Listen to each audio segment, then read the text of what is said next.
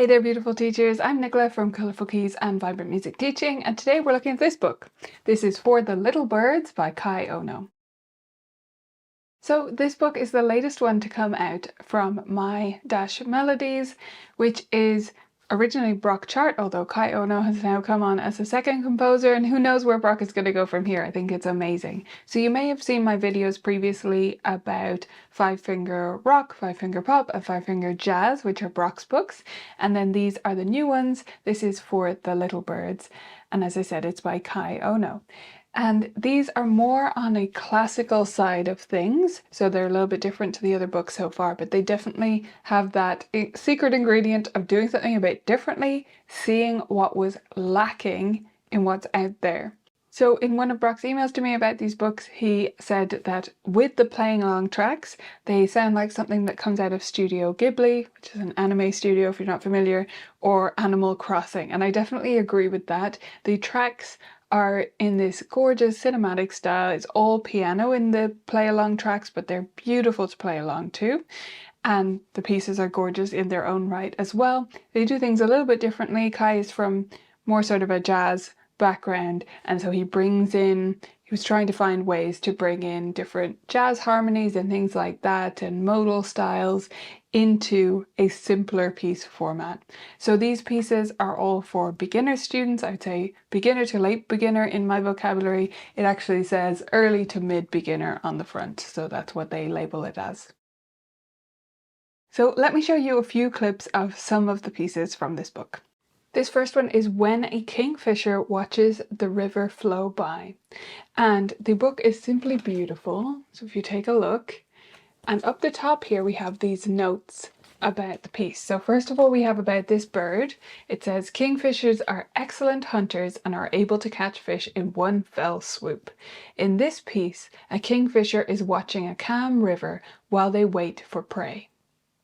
And then it says, try this out. So every piece has a little suggestion of something students could try to do differently. Play the whole piece while holding down the pedal.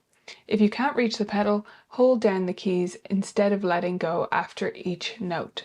Experiment using these techniques in sections of your choosing and make it your own. So he's suggesting they experiment with the pedal, or the piece is quarter note crotchets in this kind of pattern. So he's suggesting if you can't use the pedal, you could do it that way. Sorry, that way. I let go of the thumb there. Instead of holding the pedal down. Although I would suggest if you can get a pedal extender, if you have young students, you could definitely have them use a pedal for this one. So here's the start of it.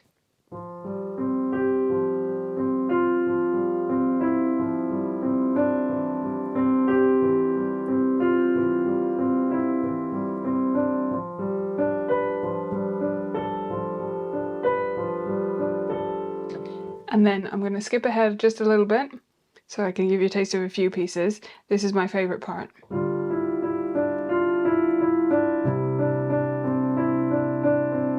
And then it goes to a first and second ending, but I love that little part.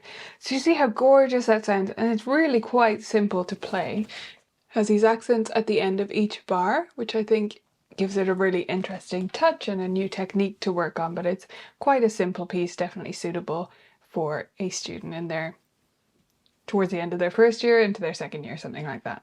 So we're going to skip ahead now to When a Blackbird Flies Through a Haunted Forest. About this bird, it says, blackbirds can sleep with just half of their brain, so they keep one eye open while they sleep. How crazy is that? And then under Try This Out, it says, repeat the last measure as many times as you want, playing the 2 Gs on the piano like a clock. Experiment with notes and dynamics to make it your own. So little bits of experimentation thrown in there. So this piece starts out with this pattern, but what I really love is it does a crossover, which students are going to love as well.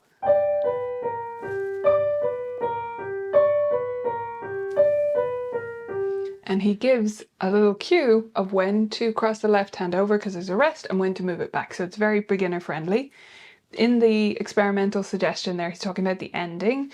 So that is where you have the last bar, the highest and lowest G. It says that specifically. And they're just alternating back and forth. And you can repeat until you're ready to end. So students could try, you know, fading out. See how soft they can make it before it loses its sound. Or he suggests experimenting with notes. So maybe they don't stick with G. Maybe it's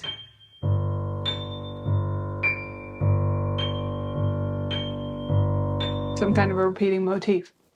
I love how Kai is inviting students to play with the pieces. He's not saying, I'm the composer and you should play it as I think. You should be invited to experiment with it to make it your own. Final little excerpt I'll give you is from When a Woodpecker Pecks on Wood, which is almost a tongue twister. Reminds me of how much wood could a woodchuck chuck, right? About this bird, it says, woodpeckers are not as skilled at singing as the perching birds, but instead are excellent drummers. I love how he's characterizing it that way. Using their bills, they can play very fast and complicated rhythms. And then under try this out, make up your own rhythm for measures 11, 12, and 15. Change the timing of the knocks and notes to make it your own. 11, 12, and 15 are the ones where you're knocking on the piano lid, so that's where he's inviting the change.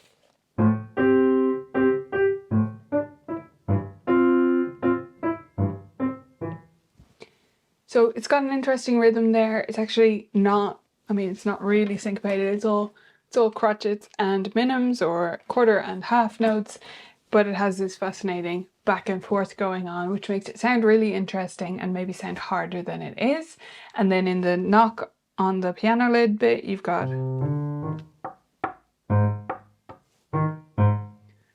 so the students could do, you know, 4 quavers there instead.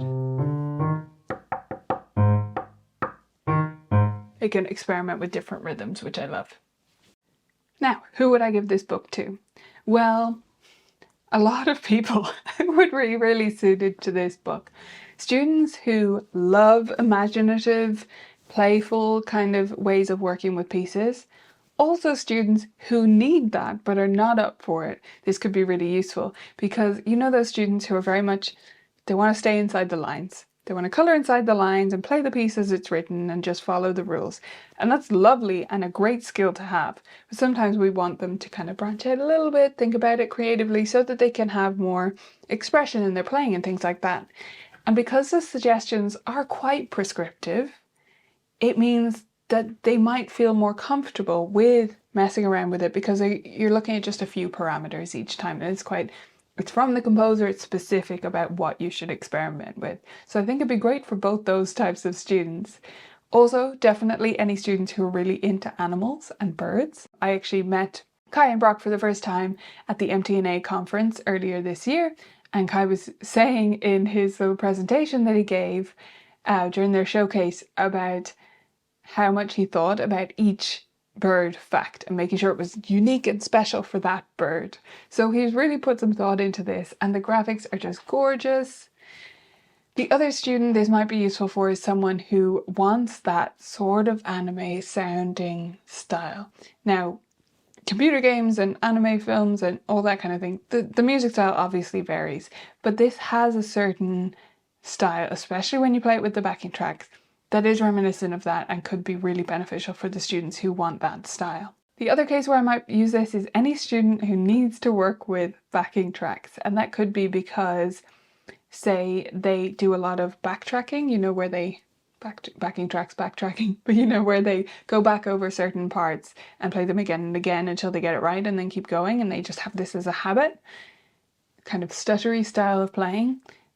Anything with backing tracks is great for that, and you need good backing tracks that are motivating to play with, that you really want to play with, so that you're motivated to play in time with them, so that you fix that issue. Also rhythmic issues.